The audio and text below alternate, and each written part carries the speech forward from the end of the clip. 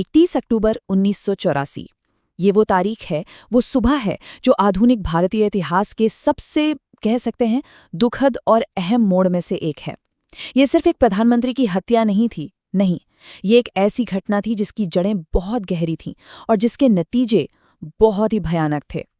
तो चलिए आज समझते हैं कि उस दिन असल में हुआ क्या था और क्यों हुआ था। तो चलिए सबसे पहले उस घटना पर ही चलते हैं जिसने पूरे देश को सच में झकझोर कर रख दिया था। एक प्रधानमंत्री की हत्या, वो भी उनके अपने ही घर के अंदर। जरा इन डिटेल्स को देखिए, ये अपने आप में ही काफी चौंकाने वाले हैं। जगह थी प्रधानमंत्री का अपना निवास, नई दिल्ली में।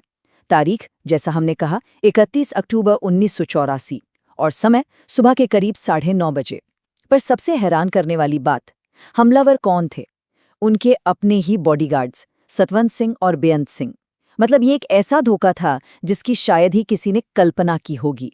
और ये कोई आम हमला नहीं था। प्रधानमंत्री गांधी अपने बगीचे में टहल रही थी, एक बिल्कुल सामान्य सुबह थी, और तभी उन पर एक रिवॉल्वर और एक सब मशीन गन से एक के बाद एक 30 गोलियां दागी गईं। एक इतना शांत रोजमर्रा का पल और उसमें इतनी क्रूरता, इसने पूरे देश को सन्न कर दिया था। हत्या के फौरन बाद बेअंत सिंह ने जो कहा वो और भी ज्यादा सोचने पर मजबूर करता है। उसके शब्द थे, मुझे जो करना था मैंने कर दिया, अब तुम्हें जो करना है करो। ये बयान हमें सीधा उस एक सवाल पर ले आता है जो सबसे जरूरी है। आखिर ऐसा हुआ क्यों? ऐसी क्या वजह थी कि एक बॉडीगार्ड जिसका काम रक्षा करना है वही हत्यारा बन गया? तो इस क्यों का जवाब ये हमें कुछ महीने पहले ले जाता है, एक बहुत बड़ी मिलिट्री कार्रवाई तक। हत्या का मकसद एक ही था, ऑपरेशन ब्लू स्टार का बदला। तो ये ऑपरेशन ब्लू स्टार था क्या? देखिए, जून 1984 में इंदिरा गांधी ने एक मिलिट्री ऑपरेशन का आदेश दिया। इसका मकसद था सिख मिलिटेंट नेता जरनैल सिंह भिंडरावाले और उनके हथियारबंद समर्थकों को अमृतसर के गोल्डन टेम्पल कॉम्प्लेक्स से बाहर निकालना। और यही बात सबसे अहम है, गोल्डन टेम्पल सिखों का सबसे पवित्र धार्मिक स्थल है। जाहिर है इस वजह से ये ऑपरेशन बहुत ही ज्यादा संवेदनशील हो गया। अब ये ऑपरेशन कितना विवादास्पद था, इसका अंदाजा आप सिर्फ मारे गए लोगों की संख्या के इन अलग अलग आंकड़ों से लगा सकते हैं।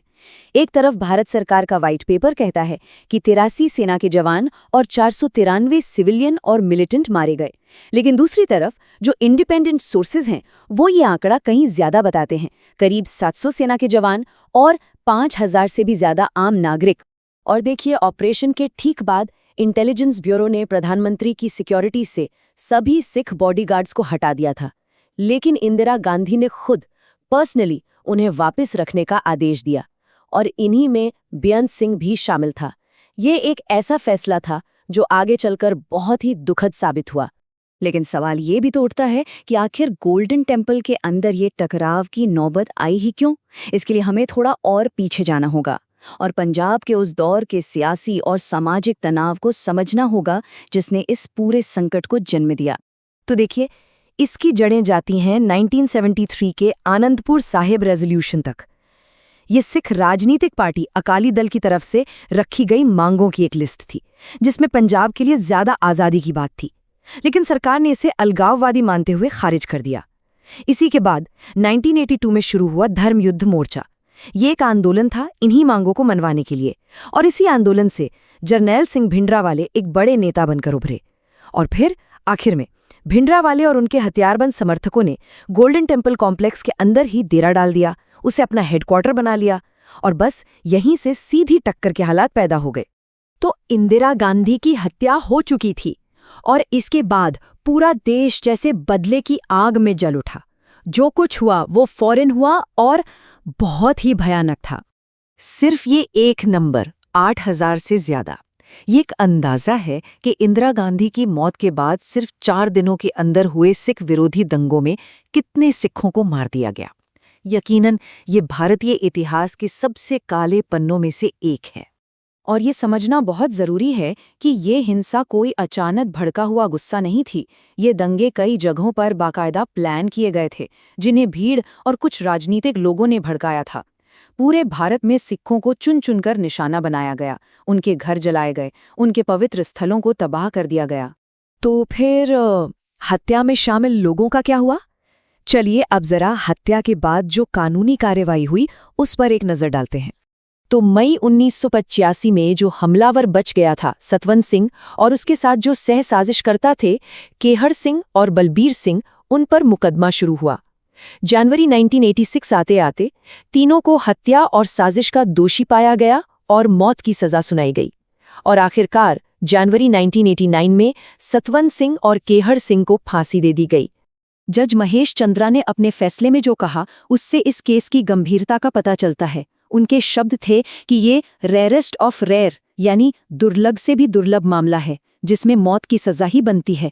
और ये बात साफ भी है, एक प्रधानमंत्री की हत्या, वो भी उन्हीं के रक्षकों के हाथों, ये कोई छोटा अपराध नहीं था। अब इतने दशक बीत चुके हैं, लेकिन इन घटनाओं की जो विरासत है वो आज भी बहुत पेचीदा और विवादित है।